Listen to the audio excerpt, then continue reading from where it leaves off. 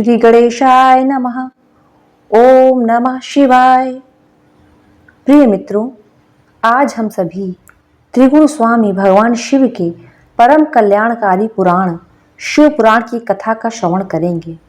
मित्रों, सावन मास में शिव पुराण की कथा का श्रवण करना अत्यंत फलदायी होता है। ये जो शिव पुराण है वह परम फलदायी है। शिव पुराण 7 संहिताओं में बटा हुआ है। 7 संहिताओं में प्रथम संहिता विद्येश्वर संहिता है। द्वितीय संहिता का नाम रुद्र संहिता है। तृतीय संहिता शतरुद्र संहिता है। चतुर्थ संहिता कोटि रुद्र संहिता है। 5वीं संहिता का नाम उमा संहिता तथा छठी का कैलाश संहिता है और 7वीं का नाम वायवीय संहिता है।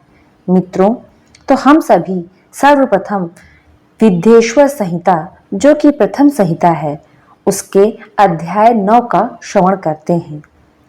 मित्रों, यह अध्याय परम कल्याणकारी है। जो भी भगवान शिव की शिव पुराण की कथा का श्रवण करता है उसके सभी मनोरथ पूर्ण होते हैं। तो आइए सच्चे हृदय से भगवान शिव की शिव पुराण की कथा का श्रवण करते हैं। अध्याय 9। महेश्वर का ब्रह्मा और विष्णु को अपने निष्कल और सकल स्वरूप का परिचय देते हुए लिंग पूजन का महत्व बताना। नंदिकेश्वर कहते हैं, तदंतर वे दोनों ब्रह्मा और विष्णु भगवान शंकर को प्रणाम करके दोनों हाथ जोड़ उनके दाएं बाएं भाग में चुपचाप खड़े हो गए। फिर उन्होंने वहां साक्षात प्रकट पूजनीय महादेव जी को श्रेष्ठ आसन पर स्थापित करके पवित्र पुरुष वस्तुओं द्वारा उनका पूजन किया। दीर्घ काल तक अविकृत भाव से सुस्थिर रहने वाली वस्तुओं को पुरुष वस्तु कहते हैं और अल्प काल तक ही टिकने वाली क्षणभंगुर वस्तुएं प्राकृत वस्तुएं कहलाती हैं। इस तरह वस्तु के ये 2 भेद जानने चाहिए। किन पुरुष वस्तुओं से उन्होंने भगवान शिव का पूजन किया यह बताया जाता है।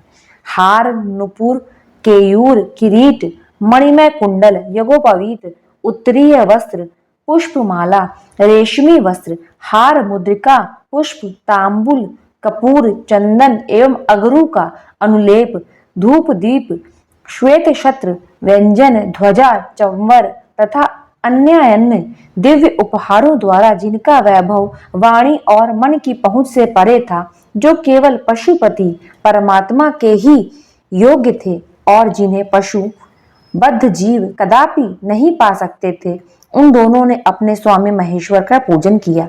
सबसे पहले वहां ब्रह्मा और विष्णु ने भगवान शंकर की पूजा की। इससे प्रसन्न हो भक्ति पूर्वक भगवान शिव ने वहां नम्र भाव से खड़े हुए उन दोनों देवताओं से मुस्कुरा कर कहा।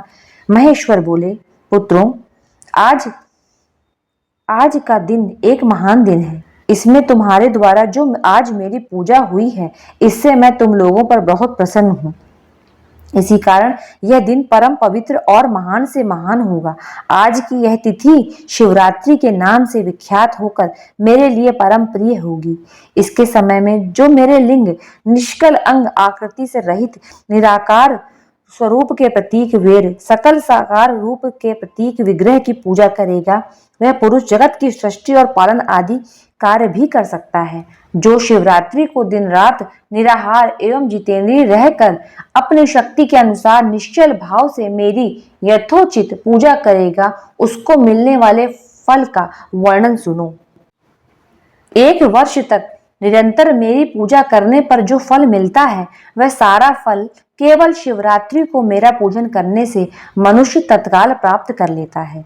जैसे पूर्ण चंद्रमा का उदय समुद्र की वृद्धि का अवसर है, उसी प्रकार यह शिवरात्रि तिथि मेरे धर्म की वृद्धि का समय है।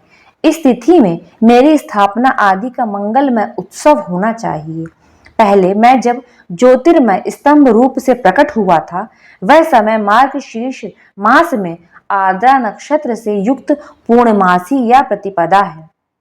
जो पुरुष मार्गशीर्ष मास में आर्द्रा नक्षत्र होने पर पार्वती सहित मेरा दर्शन करता है अथवा मेरी मूर्ति या लिंग की ही झांकी करता है, वह मेरे लिए कार्तिकेय से भी अधिक प्रिय है।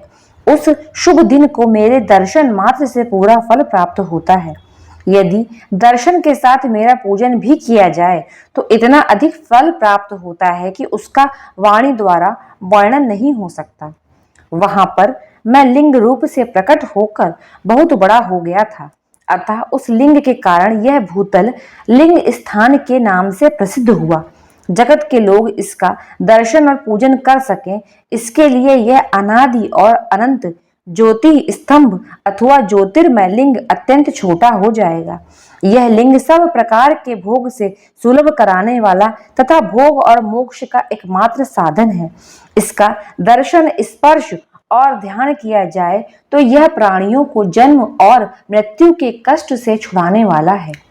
अग्नि के पहाड़ जैसा जो यह शिवलिंग यहाँ प्रकट हुआ है, इसके कारण यह स्थान अरुणाचल नाम से प्रसिद्ध होगा।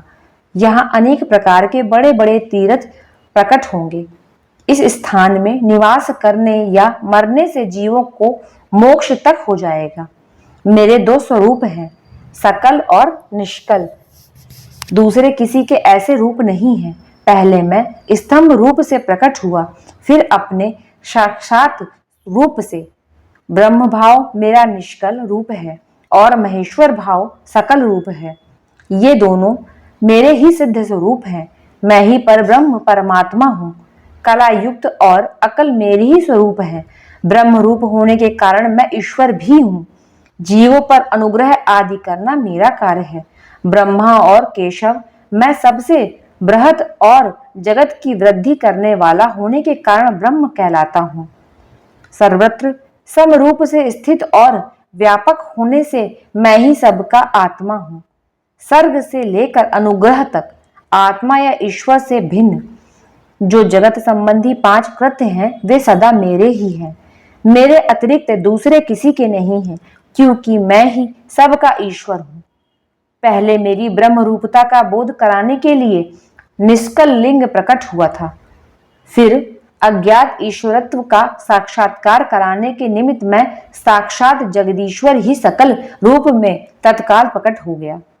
अतः मुझ में जो ईश्वरत्व है उसे ही मेरा सकल रूप जानना चाहिए, तथा जो यह मेरा निष्कल स्तंभ है वह मेरे ब्रह्म स्वरूप का बोध कराने वाला है।